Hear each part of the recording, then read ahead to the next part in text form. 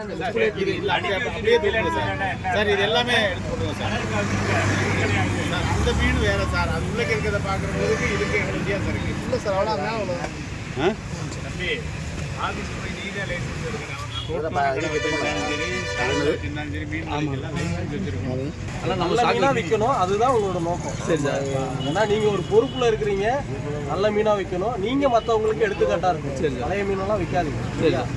புதுக்கோட்டை மாநகராட்சி மீன் மார்க்கெட் மற்றும் புதுக்கோட்டை மாநகராட்சிக்கு உட்பட்ட டிவிஎஸ் பகுதியில் சாலை ஓரங்களில் பெரிய அளவில் மொத்தமாகவும் சில்லறையாகவும் மீன் விற்பனை செய்து வரும் மீன் வியாபார கடைகளில் அதிகாரிகள் அதிரடி சோதனை நடத்தினர். அதில் 350 கிலோ கெட்டுப்போன மீன்களை வியாபாரிகளிடமிருந்து பறிமுதல் செய்து பினாயில் ஊற்றி அழித்தனர்.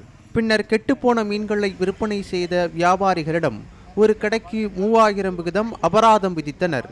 இதனிடையே உணவு பாதுகாப்புத்துறை மற்றும் மீன்வளத்துறை மற்றும் புதுக்கோட்டை மாநகராட்சியின் நகர்நல அலுவலர் ஆகியோர் கெட்டுப்போன மீன்களை விற்பனை செய்த வியாபாரிகளிடம் கடும் வாக்குவாதத்தில் ஈடுபட்டனர். பொதுமக்கள் காசு கொடுத்துதான் மீன்களை வாங்குகின்றனர், இப்படி உடலுக்கு தீங்கு விளைவிக்கும் நோய் தொற்று ஏற்படும் கெட்டுப்போன மீன்களை காசுக்கு விற்கிறீர்களே, இது அநியாயமாக தெரியவில்லையா என ஆவேசமாக கேள்வி கேட்டனர். புதுக்கோட்டையில் கெட்டுப்போன மீன்களை அதிகாரிகள் பறிமுதல் செய்தது பொதுமக்களிடம் அதிர்ச்சியை ஏற்படுத்தியுள்ளது.